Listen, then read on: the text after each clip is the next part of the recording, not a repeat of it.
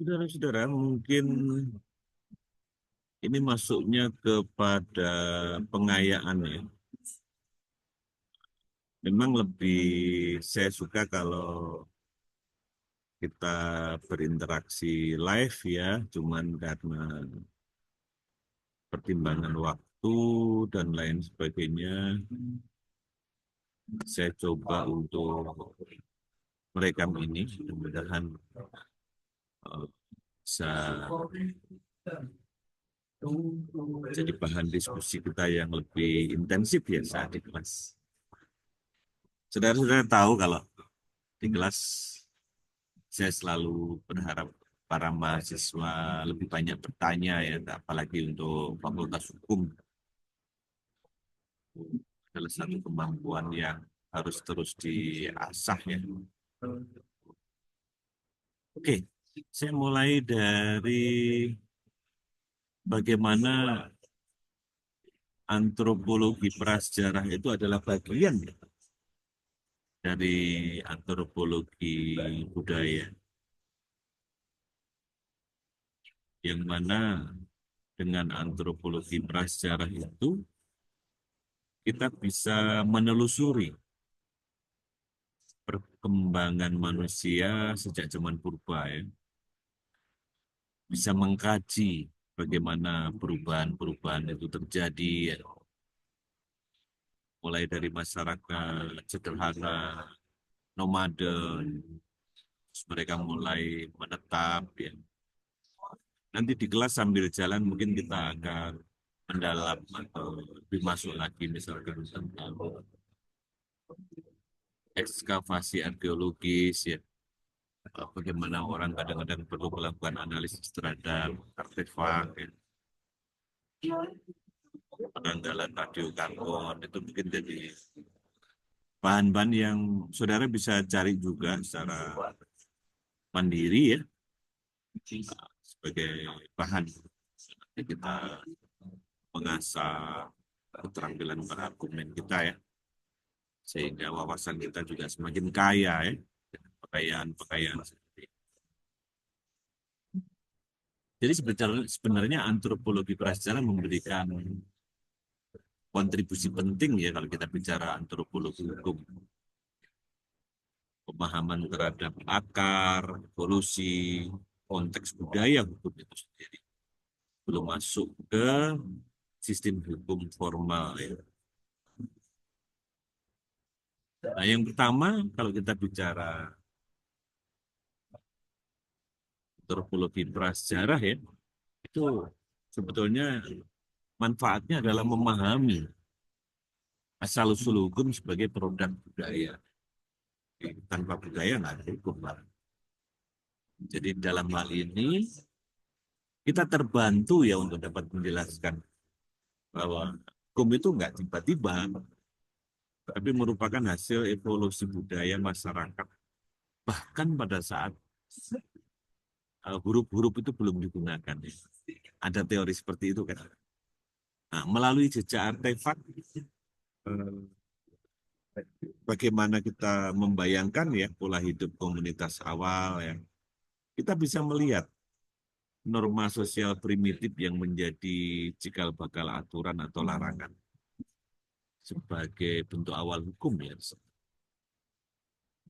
Terus kemudian antropologi prasejarah menunjukkan ya bahwa hukum selalu kontekstual, hukum selalu terikat budaya. Jadi sehingga di situ justru kita melihat tidak pernah netral ya, dalam arti universal.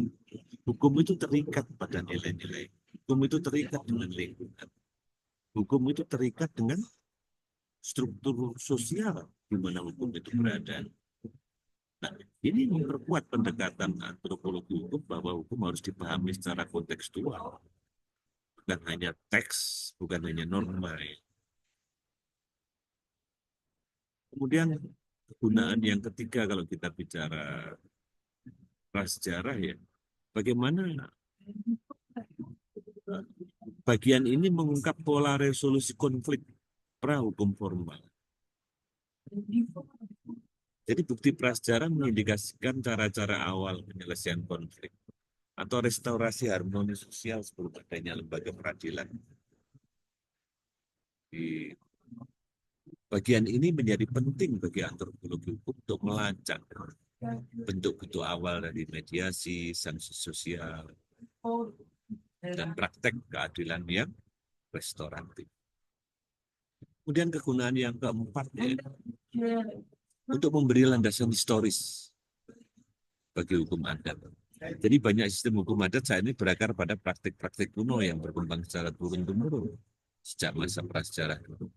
Jadi dengan begitu, antropologi prasejarah membantu menguatkan legitimasi hukum adat. Ya, saya ulangi lagi, antropologi prasejarah membantu menguatkan legitimasi hukum adat sebagai sistem hukum yang sah, sebagai sistem hukum yang berakar dalam sejarah budaya masyarakat. Nah, sekarang kita masuk ke antropologi linguistik ya. Ini juga cabang antropologi budaya yang meneliti hubungan antara bahasa dan budaya, serta bagaimana bahasa membentuk pandangan dunia, perilaku sosial, dan sistem pengetahuan. Ya, ini nanti di slide yang sudah saya berikan bisa saudara baca sendiri ya. Yang jelas antropologi linguistik sangat bermanfaat dalam kajian antropologi hukum karena bahasa linguistik ya, merupakan medium utama dalam pembentukan, dalam pewarisan, dan pelaksanaan hukum dalam masyarakat. Nah, jadi kegunaan antropologi linguistik yang pertama adalah memahami hukum sebagai produk bahasa dan simbol budaya. Dalam hal ini antropologi linguistik membantu ya. Nah, saudara bisa baca sendiri nanti. Kegunaan yang kedua adalah menelusuri transformasi hukum dalam proses alih bahasa. Nah, ya, juga silakan dicermati. Mengkaji praktek diskursif dalam proses hukum. Nah, nanti bagaimana pendekatan linguistik yang dapat digunakan untuk menganalisis narasi, retorika, dan seterusnya.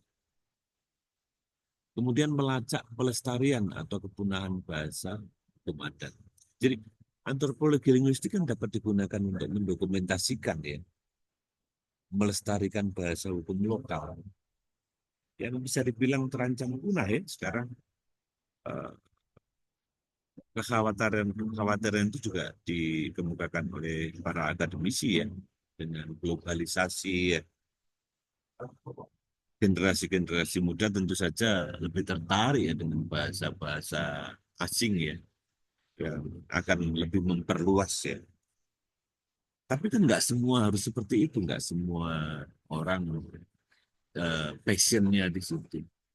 Nah, generasi muda yang sebagian tentu saja juga perlu menengok ya, bagaimana bahasa-bahasa lokal juga kalau dikembangkan itu juga bisa menjadi kontribusi terhadap pengembangan kebudayaan internasional. Bahasa Sunda itu kalau kita kembang itu menjadi kekayaan dunia juga.